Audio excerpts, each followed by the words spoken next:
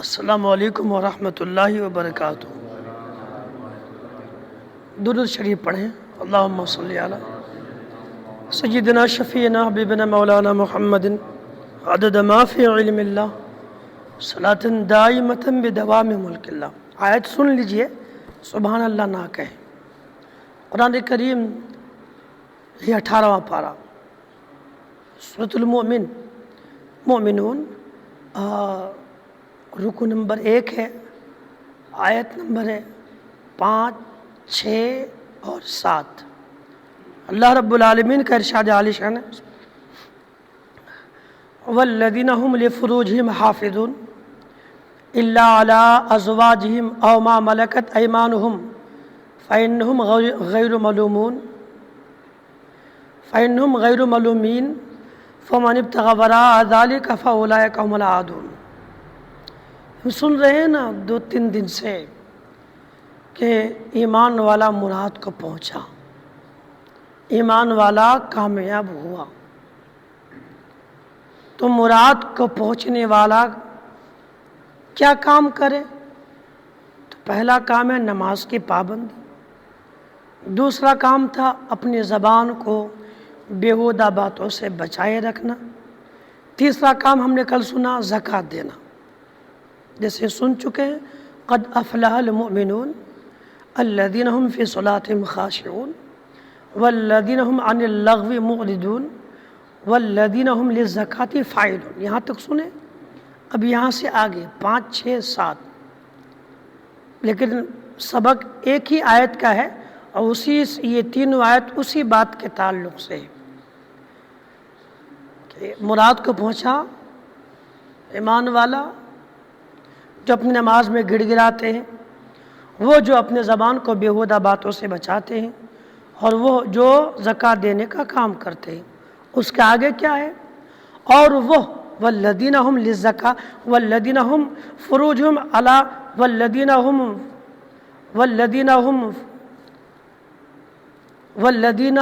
فروجہم حافظون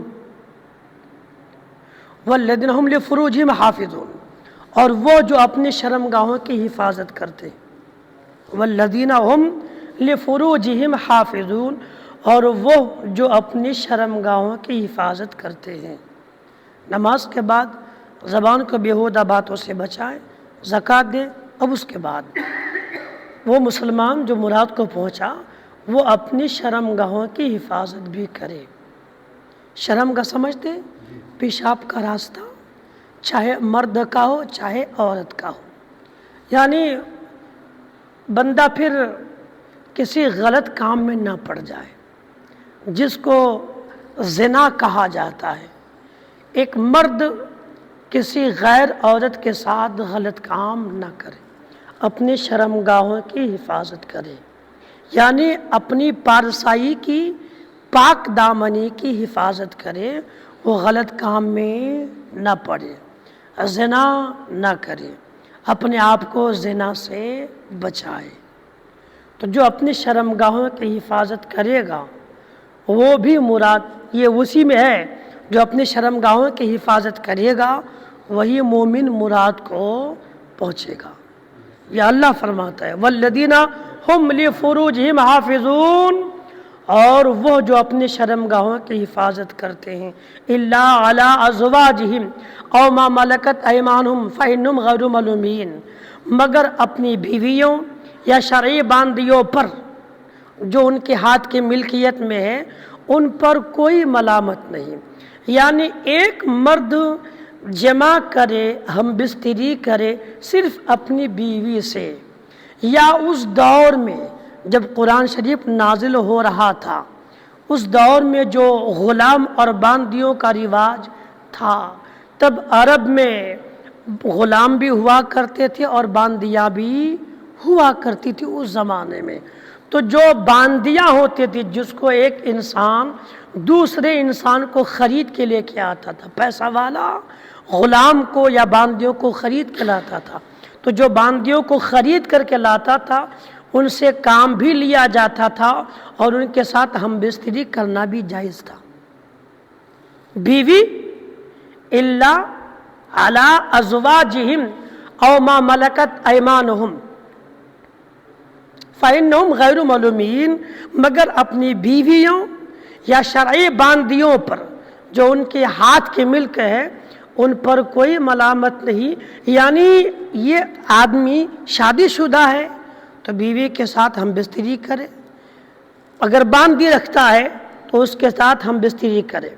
फ़मन इब्तग़ा वराअ ज़ालिका फ़उलाइका हुमुल आदून, तो जो इन दो के सिवा और चाहेगा वही हद से बढ़ने वाला है। यानी उस ज़माने में बांदियाँ होती थी, अब तो नहीं है ना, अब खाली बीवी ही बीवी है, अब तो बांदी वगैरह का मसला ख़त्म हो गया है।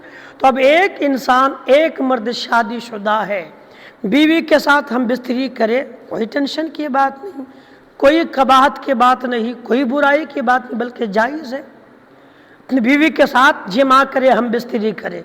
लेकिन कोई मर्द अगर अपने बीवी को छोड़ करके किसी भी लड़की के साथ या औरत के साथ हम बिस्तरी करेगा, उसके साथ ज़िना करेगा, तब ऐसा बंदा कभी भी मंजिल मकसूद तक नहीं पहुंच सकता है। अब अगर इसकी तफसील हो ना तो बहुत सारी बातें होंगी। ज़िना बहुत बुरा काम है, इसकी इस्लाम में बड़ी सज़ा है। अगर ये सज़ा पूरी दुनिया में आम हो जाए ना तो इस किस्म के गुनाह करने वाला, जुर्म करने वाला हर मुजरिम ऐसे गुनाह से अपने आप को बचाएगा।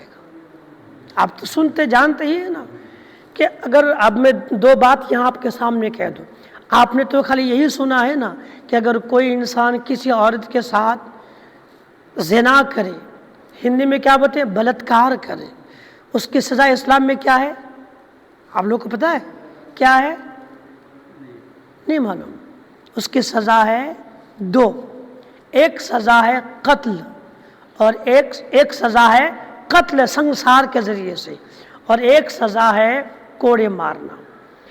अगर ज़िना करने वाला किसी गैर औरत के साथ ज़िना करने वाला अगर शादीशुदा है तो नऊज़ु बिल्लाहि मिन ज़ालिक अस्तग़फिरुल्लाह रब्बी मिन कुल्लि ज़ंबि व अतूबु इलैह, है ना। अगर ज़िना करने वाला शादीशुदा है तो उसकी सज़ा इस्लाम में संसार है। संसार कहते हैं कि अगर शादीशुदा इंसान ज़िना करते हुए पकड़ा जाए और शरई शहादतें मिल जाए, शरई सबूत मिल जाए, तब ऐसे इंसान को, चाहे वह शादीशुदा मर्द हो या शादीशुदा औरत हो, अगर ज़िना के मुर्तकिब हो गए और ये ज़िना साबित हो गया ये गुनाह, तब उनके लिए हुक्म है कि उनको संसार किया जाए। यानी उसको एक जगह खड़ा करके तब तक छोटे छोटे पत्थर मारा जाए जब तक मर ना जाए। ये सज़ा है इस्लाम।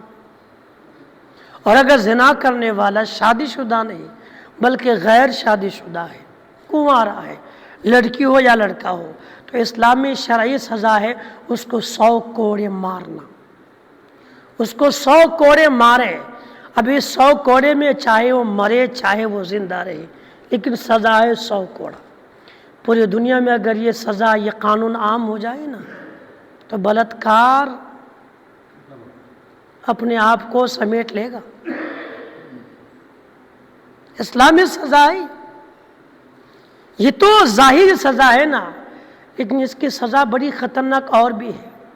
ज़िना बहुत मनहूस गुनाह है। हदीस पाक में आता है जिसका मफ़हूम है कि जिस कौम में ज़िना आम हो जाता है उस कौम में मौतें बहुत ज़्यादा होती हैं। अगर आप इस आज के तारीख़ का आप जायज़ा लें ना, आज के हालात का, तो आप उंगली पर गिन सकते हैं होटल, क्लब, नाइट क्लब, महफिल, मैदान, गार्डन, नदी किनारा, बीच, उसके बाद होटल, है ना, कहवा खाना, ये सब जितने, ये तमाम। अच्छा, उसके अलावा आज में जिसको तालीम गाह कहा जाता है, स्कूल, कॉलेज, यूनिवर्सिटी, ऐसी कोई जगह नहीं बची है जहाँ पे ज़िना नहीं होता होगा। कोई जगह बची नहीं जहाँ ज़िना नहीं होता होगा। یہ تمام چیزوں پہ بالکل زنا عام ہے، عام سے عام ہے۔ یہ کتنی بڑی سزا ہے یہ آپ نے سن لی، اور اللہ کا قرآن کہتا ہے یہاں پر کہ جو انسان اپنی بیوی اور باندی کے علاوہ اور راستہ تلاش کرے گا فَمَنِ ابْتَغَىٰ وَرَاءَ ذَلِكَ فَأُولَٰئِكَ هُمُ الْعَادُونَ، تو جو بیوی اور باندی کو چھوڑ کر کے غیر عورت سے یہ کام غلط کرے، اللہ فرماتا ہے وہ حد سے بڑھنے والا ہے، وہ شریعت کو پھلانگنے والا ہے، اس کی سزا بڑی خطرناک ہے، بہت منحوس گناہ ہے۔ یہ گناہ عام ہو جائے گا، جو عام ہوگا ویسے ویسے لوگ زیادہ مرتے جائیں گے۔ جتنا یہ گناہ عام ہوتا ہے اتنی موتیں عام ہوتی، اور اللہ بچائے ہم مسلمانوں کو، ہماری اولاد و نسلوں کو، کہ یہ جو میں نے گنا ہے نا ہوٹل کالج وغیرہ، یہ سب چیزیں نہیں بچی آج۔ ہر میدان میں یہ گناہ عام سے عام ہے۔ اتنا وقت نہیں ہوتا نا یہاں کہ میں آپ کو ان ساری باتوں کا خلاصہ کر کے آپ کو بتاؤں کہ زنا کتنی خطرناک یہ بری چیز ہے اور کتنا خطرناک گناہ ہے، لیکن جو اس سے اپنے آپ کو بچائے گا وہ بندہ کامیاب ہے۔ قرآن نے کہا قد افلح المؤمنون، سکسیس ہے۔ جناب علامہ عبدالمصطفیٰ اعظمی علیہ الرحمہ وہ اپنی کتاب لکھے ہیں جس کا نام ہے نوادر الحدیث، اس میں انہوں نے ایک حدیث نقل فرمائی بخاری شریف کی۔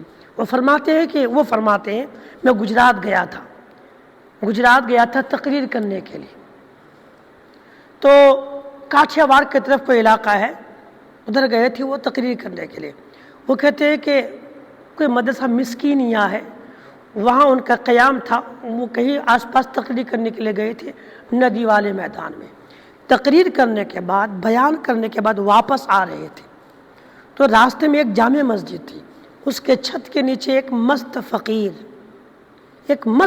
یہ فقیر بھیک مانگنے والا نہیں ہے، وہ مست فقیر جو پہنچا ہوا ہوتا ہے، جو جانتا ہے دین شریعت کو، وہ بیٹھا ہوا تھا، جس کو مجذوب بھی کہہ سکتے آپ۔ ولیوں کی ایک قسم ہے مجذوبیت، وہ بھی اللہ کے ولی ہوتے، وہ بیٹھے ہوئے تھے کہ جب میں وہاں سے گزرا تو اس مست فقیر نے کہا اے مولوی اتنا لمبا بیان کیوں کرتا ہے؟ اے مولوی اتنی لمبی تقریر کیوں کرتا ہے؟ خالی اتنا کہہ دے کہ جو اپنی زبان کو، اپنی شرمگاہ کو بچا لے وہ جنتی ہے۔ علامہ عبدالمصطفیٰ اعظمی فرماتے کہ میں ان کے بات کو سنا، مسکرا کے آگے چل گیا، مسکرا دیا آگے بڑھا۔ فرماتے کہ میں واپس مدرسہ آیا اور دور حدیث میں بخاری شریف پڑھانے لگا۔ بخاری شریف پڑھاتے میں نے حضور کی ایک حدیث پاک پڑھی جس میں اللہ کے محبوب صلی اللہ علیہ وسلم فرماتے ہیں، جس کا مطلب یہ ہے کہ جو اپنے جبڑوں کے درمیان کی چیز زبان اور دو ٹانگوں کے درمیان کی جس شرمگاہ کی ضمانت دے دے، اس کی حفاظت کی ضمانت دے دے، اللہ کے نبی فرماتے میں اس کو جنت کی ضمانت دیتا ہوں۔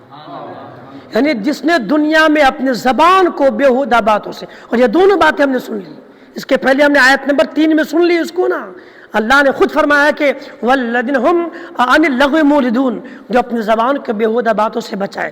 تو جو مسلمان اپنی زبان کو بیہودہ باتوں سے بچا لے، اور جو مسلمان اپنی شرمگاہوں کو گناہ سے بچا لے، اللہ کے نبی کا فرمان ہے کہ میں اس کو جنت کی گارنٹی دیتا ہوں۔ یہ جو محفل ہے نا، یہ جو ہم 20-25 لوگ کبھی کبھی بیٹھتے ہیں، 18-19-20 لوگ، یہ چھوٹی محفل عدد کے اعتبار سے چھوٹی ہے، لیکن یہ بہت بڑی محفل ہے، یہ بہت بڑی محفل ہے۔ جو سبق آپ کو یہاں ملے گا، میں پوری گارنٹی کے ساتھ کہہ سکتا ہوں، آپ کو بڑے بڑے جلسوں میں یہ سبق نہیں ملے گا آپ کو۔ اس لیے خدا را سوچیں، ہم کامیاب ہونا چاہتے ہیں، ہم دنیا اور آخرت میں کامیاب ہے۔ کامیاب کیا بھی دنیا سے ایمان لے کے جائے، سب سے بڑی کامیابی یہی ہے۔ پیسہ، دولت، روپیہ، ٹکا کامیابی نہیں ہے، اس دنیا سے مرتے مرتے ایمان لے جانا، یہ دنیا میں آ کر کے یہ دنیا کی کامیابی ہے سب سے بڑی۔ اور جب ایمان لے کے جائیں گے تو آخرت میں خدا کے عذاب سے بچ کر کے جنت چلے جانا، یہ وہاں کے سب سے بڑی کامیابی۔ یہ چیزیں ہے اصل، باقی سب تو یہ تو ہاتھ ہے، ادھر سے آیا گیا ہوا، لیکن اصل دولت ایک مسلمان کے لیے ایمان ہے۔ اصل دولت ایک مسلمان کے لیے دولت ایمان ہے، ایک مومن کے لیے اس سے بڑھ کر کے دولت ہو ہی نہیں سکتی۔ اس لیے روپیہ بچے نہ بچے، سب بچے، اللہ تعالیٰ دولت دھن سب بچائے، لیکن خدا نہ خواستہ کبھی پیسہ بچے نہ بچے، مگر خدا را اپنے ایمان کو ہر پل بچانے کی کوشش کیجیے گا۔ ہر قیمت پر جان دے کر بھی اگر ایمان بچانا ہو تو جان دے کر بھی ایمان کو بچانے کی کوشش کریں۔ اصل دولت ہم مسلمانوں کے لیے ایمان ہے۔ خدا نہ خواستہ جس کے ساتھ یہ دولت مرتے مرتے آخرت نہ جا سکی نا، تو اس کی ساری عبادتیں، ساری زندگی سب کچھ برباد ہو جائے گا۔ اصل کامیابی ہے ایمان بچانا، ایمان پر موت ہونا، اور آخرت میں خدا کے عذاب سے بچ کر کے جنت میں اعلیٰ مقام پانا۔ اس لیے قرآن کریم کی آیت آپ بھی پڑھ کے دیکھیں بار بار، 18 پارہ کا بالکل پہلا پیج، اور پھر آپ غور کیجئے گا کہ ایسا تو نہیں کہ ہم کسی اور چیز کو کامیاب سمجھتے ہیں اور خدا نے کسی اور کو کامیاب کہا۔ اس لیے دعا ہے اللہ تعالیٰ سے کہ مولا کریم ہمیں آپ کو تمام مسلمانوں کو سننے سے زیادہ عمل کرنے کی توفیق عطا کرے۔ پڑھیں اعوذ باللہ من الشیطان الرجیم، بسم اللہ الرحمن الرحیم، انا اعطیناک انا اعطیناک اعطیناک کوثر کوثر فصلی فصلی لربک لربک وانحر وانحر۔ ان پہلے انا اور آخر میں ان، دھیان رکھیں دونوں الگ الگ ہے نا، پہلے لمبا ہے انا اور یہاں پر ان ان شانئک شانئک هو الابتر هو الابتر۔ یہ چھوٹی قرآن کریم کے سب سے چھوٹی صورت یہی ہے، سورہ کوثر۔ اس کو اچھے سے یاد کر لیں تاکہ آپ نماز میں اس کو پڑھ سکیں۔ ایک بار اور پڑھ لیجئے، انا اعطیناک الکوثر اعطیناک، پھر سے پڑھیں پھر سے پڑھیں، کوثر کوثر فصلی، پھر سے پڑھیں پھر سے پڑھیں، فصلی فصلی لربک۔ ہاں دونوں الگ ہے نا، فصلی کلام الگ ہے، لربک کلام الگ ہے۔ فصلی لربک نا، لربک وانحر وانحر وانحر ان شانئک هو الابتر۔ اللہ عمل کی توفیق عطا کرے۔